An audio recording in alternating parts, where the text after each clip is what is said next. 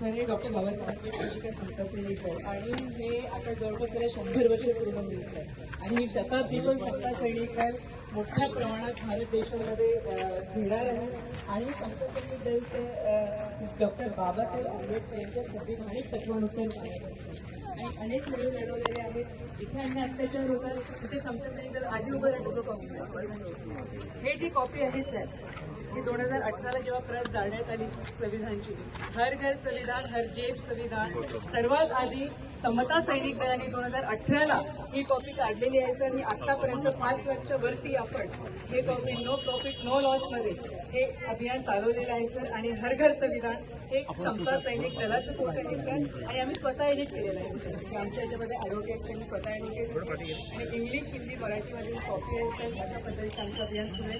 सोबतच सर समता सैनिक दल आता लढा देत आहे ते ह्यासाठी की क्रिमिलेअर होऊ नये.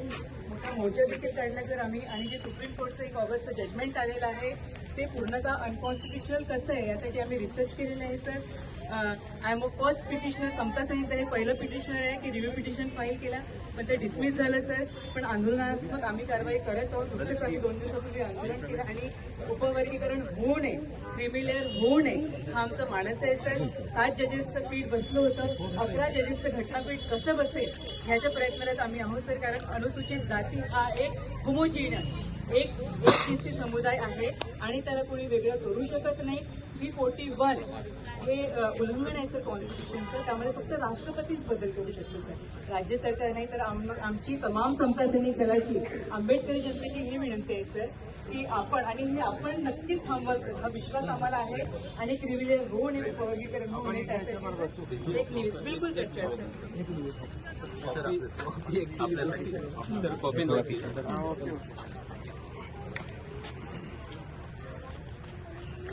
दर आठवड्याने रविवारी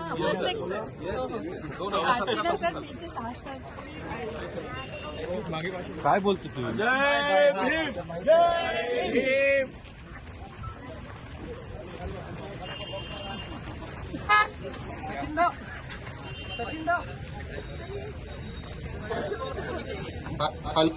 महाराष्ट्राचे लोकप्रिय नेते लोकनेते महाराष्ट्राचे उपमुख्यमंत्री सन्माननीय एकनाथ शिंदे साहेब यांना रीतसर या ठिकाणी एससी उपवर्गीकरण आणि क्रिमिलेअर विरोधामध्ये ज्या प्रमुख आपल्या मागण्या आहेत त्याचं आपण निवेदन सादर केलेलं आहे.